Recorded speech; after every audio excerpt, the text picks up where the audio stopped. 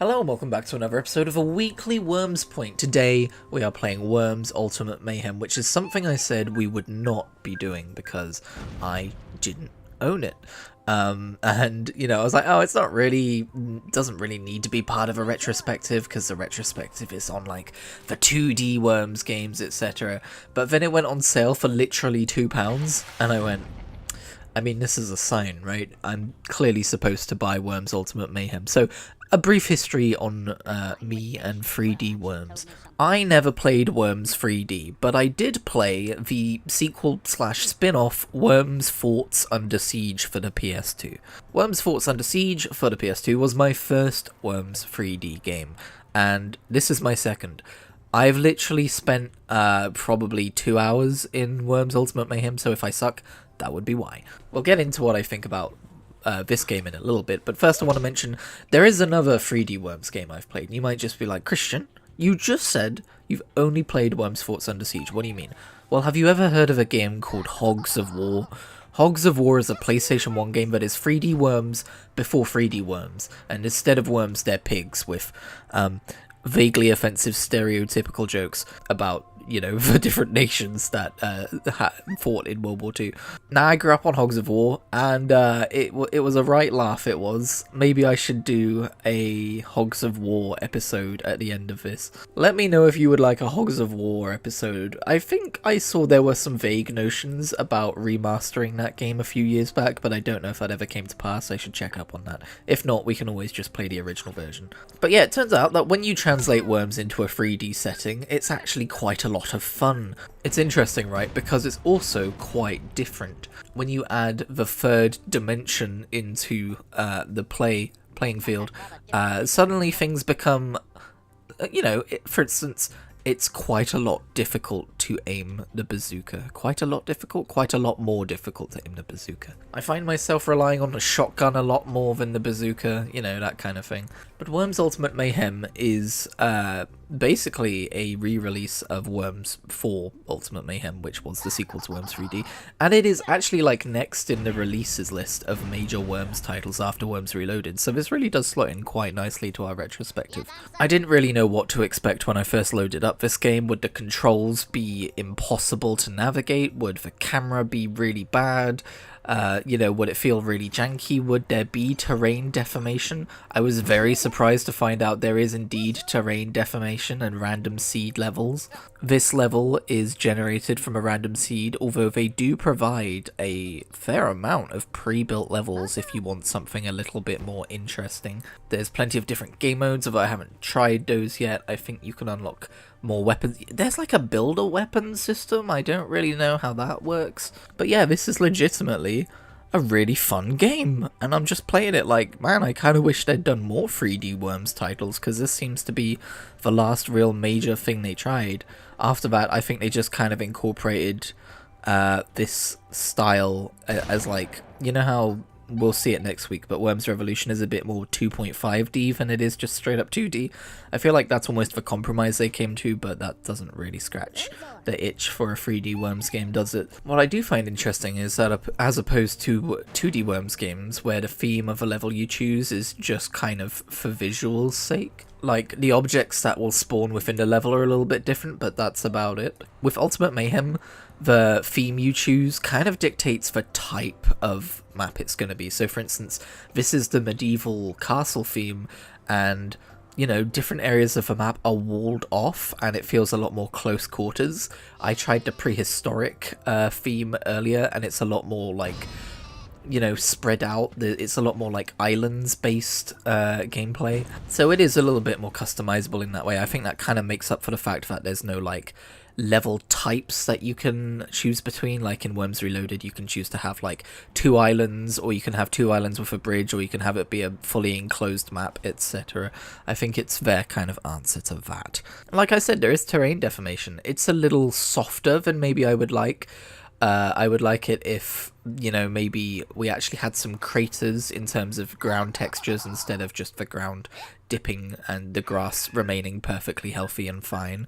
But I don't know, maybe that would make battlefields look a little bit too grunge, a little too grimdark. I don't know, maybe it's a stylistic choice they decided to go for, but it can make it a little bit hard to gauge topography when you're looking from the top down, as we saw just then.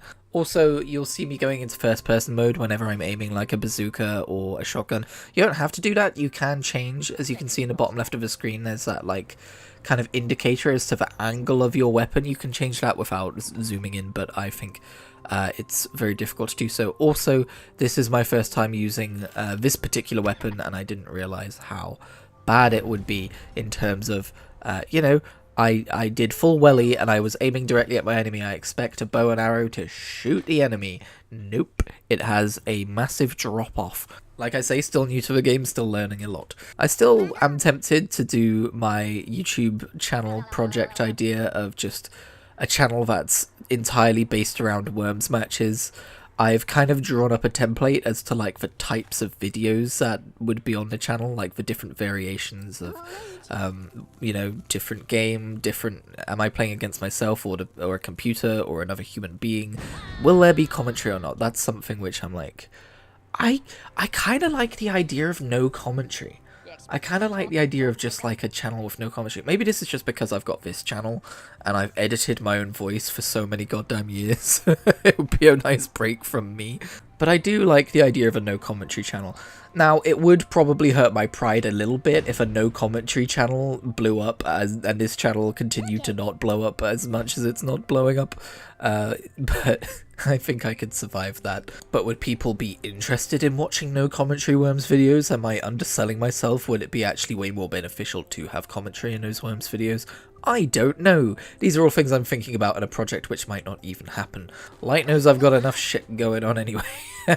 That's the main problem with coming up with a new creative project nowadays. It's like, okay, that's cool, I would like to do this. What am I going to have to sacrifice in terms of other creative projects to have the time to do this one? It's not like I'm absolutely swamped, but in terms of like the amount of spoons I have a week for creative projects factors into it as well. I need a hyperbolic time chamber so I can just create. Oh, you may have noticed as well, today's Worms teams are based on different classes in different MMOs. Today it's ESO that is taking a break from the roster. I was a little worried that we would have some doubles, but it turns out that we've got Ranger in Guild Wars 2 and Ranged in RuneScape, and the other one is we have Necromancer in RuneScape, but we have Necromancy in Guild Wars 2, so some similar crossovers, but they're different. Also, I think like shotgunning Worms at point blank range in this game is surprisingly brutal. I will say as well, the camera work is a little hard to keep on top of. I think specifically in this map, because of the close quarters nature of it with the walls everywhere, the camera keeps bumping into the walls. In other maps it's not so bad, but you know, I was definitely trying to keep things in view, like when I had done damage to a worm and I wanted to see what happened to them, but while I was still trying to escape. It was a whole ordeal. But anyway, enough about Worms Ultimate Warfare. What have I been playing this week? You may be relieved to hear I have been playing some different video games. We're not talking about WoW and Guild Wars 2 yet again, although I have still been playing WoW and Guild Wars 2. I will say I feel like I've lost steam on Guild Wars 2 a little bit, not because of anything Guild Wars 2 has done, just because I was so excited to get to the Heart of Thorns expansion, to see what their first expansion was like, to see how they did things differently. And now that I've got a sense for that, my brain is very much going like, okay, we know now. I'm like, oh, okay, but there's still a story and there's still so many other expansions to go, but I think my brain might be latching on to different things, so I may be giving Guild Wars 2 a little bit of a break. Not Guild Wars 1 though. You may have seen on the channel this week, I've been doing some Let's Plays in Guild Wars 1, and honestly that might also have contributed to me being a little bit less interested in Guild Wars 2. I did plan to play them side by side, but I think, you know, I only have so much room in my brain for different video games at the same time, so I think that's all those factors contributed to if I talk less about Guild Wars 2 in the coming weeks. That's probably why, but I will get back to it, and I do still have a video or two to edit together of my time in that game. I'm trying to get better at recognizing when I've clearly lost interest in a game for the moment, so I think we're there with Guild Wars 2. We probably also have some RuneScape on the horizon. I keep kind of like looking over there like, oh, what are we doing in RuneScape right now? But I'm going to try and leave that till a little bit closer to Halloween, because While RuneScape is not a Halloween game by any means, I don't know, I just like playing the game around that time of year. One of the video games I've been playing this week is Dragon Quest Monsters: The Dark Prince. Now, I probably mentioned on a weekly waypoint about probably less than a year ago that I just picked that game up for Switch and I was playing it, and various thoughts I had on it. I would be surprised if I had not brought it up. So, am I playing it again on Switch? No, I bought it on Steam because the PC release has just come out. Here's the thing. Dragon Quest Monsters: The Dark Prince runs pretty terribly on Switch, and I'm the kind of person who finds it really hard to enjoy games that do not run very well or look very good. It's the reason why I'm not playing Pokemon Violet. I would love to be playing Pokemon Violet. I miss Pokemon, and that endgame looks pretty cool, but man, every time I load up that game, I'm just like, ugh. And the same was kind of true of Dragon Quest Monsters: The Dark Prince. It's not the only problem I had with the game, but it was the main one. Of just like, you know, there was a weather effect in the second zone where it would be raining slime. Just, you know, I'm gonna leave it there. No more context if you don't know what it looks like, but it definitely rains slime. And the frame rate would dip like below 15 frames a second. And also, like, the game didn't look great. It was like clearly like super low resolution as well. And while I ran into some other issues with the game, which I will talk about in a minute, that's the main reason why I put it down on Switch. So when they announced it for PC with all the DLC included, I looked at that £35 price tag, and then I went and I was like, how much would all the DLC cost on Switch? And it was £21. I was like, so £21 for all the DLC plus £14 like port charge to PC? You know what? I think I can justify that. And so I've been playing it on Steam. Also, I own every Dragon Quest game on Steam apart from Dragon Quest Treasures, is it called? The Dragon Quest 11 spin-off. I'm not that interested in that game, sadly. Oh, and I would like to own the Dragon Quest Heroes games at some point, but I'm not a crazy Dynasty Warriors guy, so I'm going to wait for them to go on deep discount at some point. I don't think they have yet. But I digress. I'm just really happy to have it on Steam, and so far it runs like an absolute dream on PC, or at least on my PC. I do kind of like scoff when people say that, because I'm like, PCs aren't like a single platform where everyone has the same like abilities, so I have a 3060 and it runs like a dream on that. It honestly does not seem like a game that requires a lot of power to run well, so it's kind of wild how badly it runs on Switch. But yeah, I've got back up to where I was on Switch and a little bit further, and yeah, so far, you know, I really like the base, like, I guess, sales pitch for the game, which is Dragon Quest but freaking Pokemon, right? I nearly said Monster Hunter. That's a different kind of beans. I don't think they've made one of those yet. But either way, one of the things I like the most about Dragon Quest Monsters: The Dark Prince is the whole zone exploration thing, like running around the open world and finding Pokemon. Reminds me so much of my time with the endgame in Pokemon Sword and Shield and the DLCs.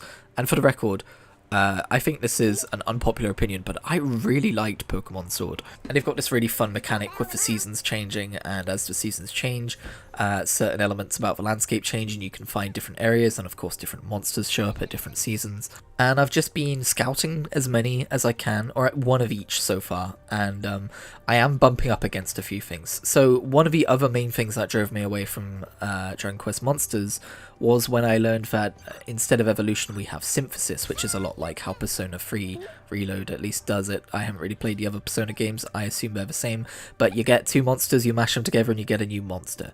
The problem is, that new monster starts at level 1. And I already found the Dark Prince to be a little bit of a grindy game.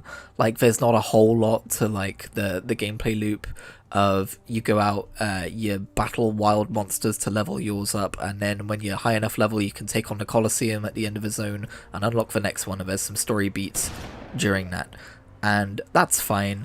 It feels like there might be, like, something missing. Maybe I'm missing, like, trainer battles. I wouldn't say no to some monster wrangler battles to like give me some better XP and to like alleviate the grind a little bit, but to like start new monsters at level 1 definitely kind of puts a damper on things when you're synthesizing, because you need to synthesize monsters to get not just higher grade monsters but to transfer their talents onto new monsters.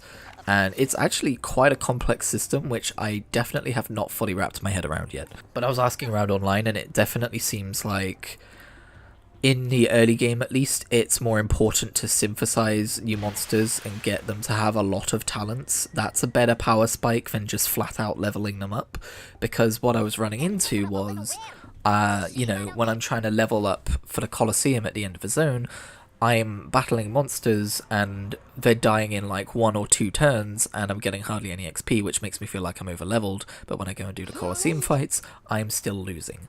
So I was looking up guides on that front and being like, why am I losing? And it just kind of feels like the balance is a little off. But again, I think that might be because I'm not fully grasping the synthesizing system and the importance of transferring talents and talent points and that kind of thing. But yeah, hopefully I can get past the feeling that the game's a bit of a grind, because I do really like what's on offer and I do want to explore the zones and I do want to wrangle them all. And I knew going into it when I got the PC version that I was like, okay, I know what I'm going into this time. I know that synthesizing new monsters starts them from level 1. But also some of the DLC stuff makes leveling up a little faster in some respects, so I still haven't checked all of that out, so that could be another thing to try, but yeah, I am really enjoying the game, I just don't think it's perfect. It's also different from Pokemon in fact that you don't it's not 1 versus 1 in battles, and you don't sit there and tell your monster to do a specific move. It is its own game, it's not just reskinned Pokemon. You have a team of 4 with you at all times, and they kind of auto battle. You kind of just give them ideas of what to do. You could be like focus on healing or show no mercy, that kind of thing, and they will do their moves accordingly, which may sound like it might put you off to begin with, but actually I think it's a really fun way of doing it. Also, if you didn't already know, the story I believe is set in the Dragon Quest IV world, and it focuses on one of the villains of that game, Saro. You play as him, and he goes about monster wrangling. I've never really played Dragon Quest IV, so I don't know how well that all connects with the main storyline of that game. But I know Reese was very excited to hear that Saro was the main character, so there's that. Anyway, Dragon Quest Monsters: The Dark Prince is not the only game that I've got sucked into this week. The other thing is Animal Crossing, which might seem a bit random. I agree. So I can tell you exactly how this happened. The other night I was having difficulty sleeping, and so I put on Animal Crossing tunes with rain sounds on to help me sleep, because I am a baby in a cot that needs a little a little bit of music. This is a very common thing, I think. But then I started getting a bunch of Animal Crossing videos in my algorithm. One of them was someone playing Animal Crossing New Leaf for 100 days.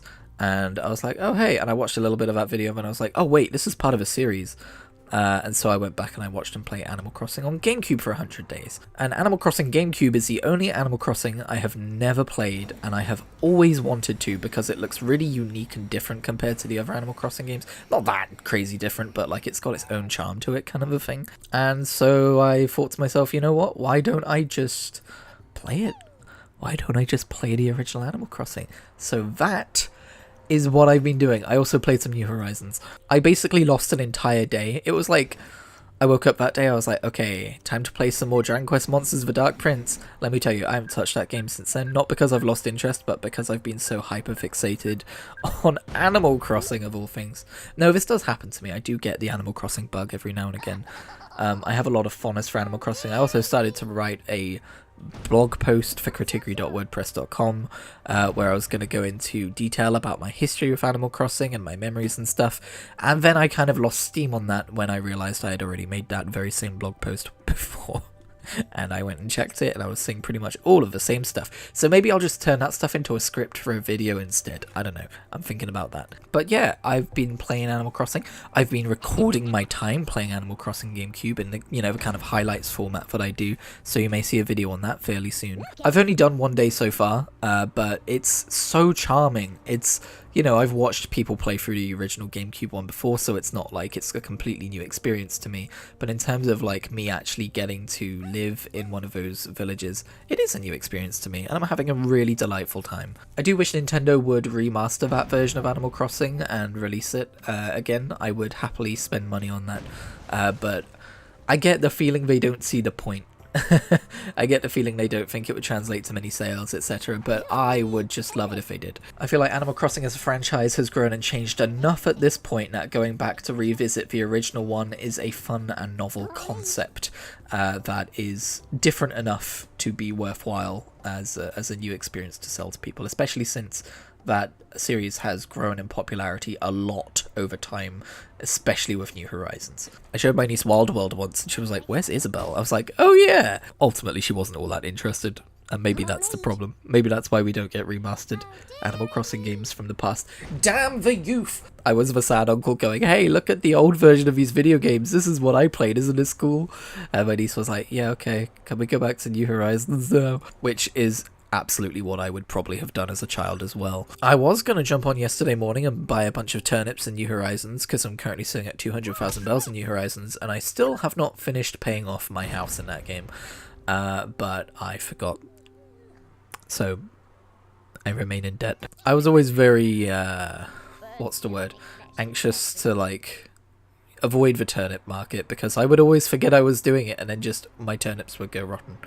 But I feel like I'm a little bit better at keeping on top of that kind of stuff these days, so maybe I'll do that next week. For those of you who don't know, turnips in Animal Crossing is basically their version of a stock market. You buy them on Sunday morning for a certain price, and then every day that week, or twice every day that week, I guess, you can sell them to a shop with varying prices, which may be higher or lower than what you've already paid, and a very, very, very low chance to spike to hundreds and hundreds of bells more per turnip, which almost never happens, but will net you a massive profit if it does. Gambling, in other words. Gambling is in Animal Crossing. I actually have some Animal Crossing videos on this channel if you're interested. Look up Adventures in Inkwell on the channel. You know what, when I said that, I went to check and see what Animal Crossing videos I had on the channel, and I found a video from 4 years ago called Exploring My Old Animal Crossing Towns, where I booted up Wild World and I booted up New Leaf, and I had a look around both of those towns.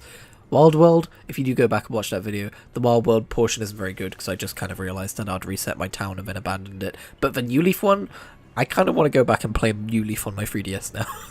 It's still there, it's still going. It's got a beautiful town ordinance. I assume Queenie and Goldie and Tom, they've all been keeping up on that stuff. I should go pay them a visit. No! I'm already playing New Horizons and the GameCube original. I should probably not try and juggle too many versions of Animal Crossing. Okay, I need to stop. I'm just watching old videos where I play Animal Crossing and talk about Animal Crossing now. I don't know why. I mean, I do know why. I've literally just told you why I'm fixating on Animal Crossing, how this happened.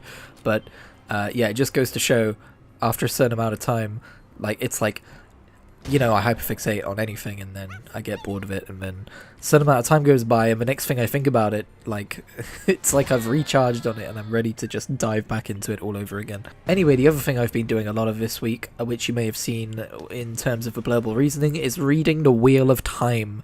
I am finally on the last book of The Wheel of Time. My god. Obviously I've put out a video giving my full spoiler thoughts on book 13 out of 14, so that's there if you want to go and watch that. But just for people who don't know about Wheel of Time, don't care, I'm not going to spoil anything, of course. The journey of having been reading this book series for years has been kind of wild. If you look up videos about Wheel of Time and recommending it, like, I've seen thumbnails which is like, you're going to hate this series, because it's true. At certain points you will hate the series, you will almost give up on it, but my god, if you can persevere? What? If you can persevere to the end of a series, my goodness, and the payoff's worth it. I'm already like a few chapters into the last book and it's so good. Oh my god, it's so good. It's shaping up to be everything I wanted from the end of A Song of Ice and Fire, you know, like just these characters that you spent years with, that you've spent thousands and thousands of pages with, you know, completing their character arcs, you know, coming back together after spending years apart, and how that all plays out. And it's so far, it's really satisfying. The lore of that world as well is so interesting. My god, blood and bloody ashes. I might start trying to replace words like my god and Christ with like blood and ashes and light. Like, I like the idea of doing that because I don't believe in God. I'm atheistic, right? It legitimately bothers me a little bit how often I say those phrases. I know it's normal, it's just, you know, English, it's just the language, it's the culture, it's just what we do automatically. But to be able to replace that stuff with like fictional kind of oaths and stuff. Part of me thinks that would be fun, the other part of me thinks it's probably really cringe and I shouldn't do it. But I wouldn't mind letting out a good old Chana's guts every now and again from the Darren Shan Vampire Saga books. By the black blood of Han and Own! Maybe we can leave that one in the books, that one's fine. The others take your eyes. We got that from A Song of Ice and Fire. Yeah, it seems too forced, I think, doesn't it? That's why it's cringy. Oh my god, I totally scuffed the holy hand grenade here and I was really mad at myself. But yeah, sometimes, you know, I've talked in the past about how long it's taken me to get through Wheel of Time as a series, but I was thinking the other day, I mentioned this in the video as well, but I was thinking the other day about how long it took me to read through books 1 to 5 of A Song of Ice and Fire, and that took me like 2 years at uni, and I didn't worry about it back then because, you know, I was younger, I wasn't necessarily thinking about limited time on Earth at that point, at least not as much as I do now. I think about it way too much now, I'm only 29. But those books are of a similar length, and I've been reading these Wheel of Time books for 3.5 years now, or a little bit less than that, so I'm actually reading these books faster than I was reading the Song of Ice and Fire books, which I didn't see a problem with. So I should stop being, you know, concerned about that. And like I said in the video as well, it's not how fast you read the books, it's how much you enjoy them. I just worry that I won't leave enough time to get to other stories. But now I'm at the last book, I'm like, I want this to go on for another 5 years, you know? I don't want to leave these characters, I don't want to leave this world. I've had end of series melancholy before, and I don't know how bad it's going to hit me with a 14 book series, let alone anything else, you know? So, oh boy. You're going to be hearing a lot more about that in the coming weeks, probably. But thank you for watching this episode of the Weekly Waypoint. It was a bit longer than normal, but I guess in 3D things take a little bit longer. I hope you have had a good week. I hope your next week will be even better, and I will catch you in the next one.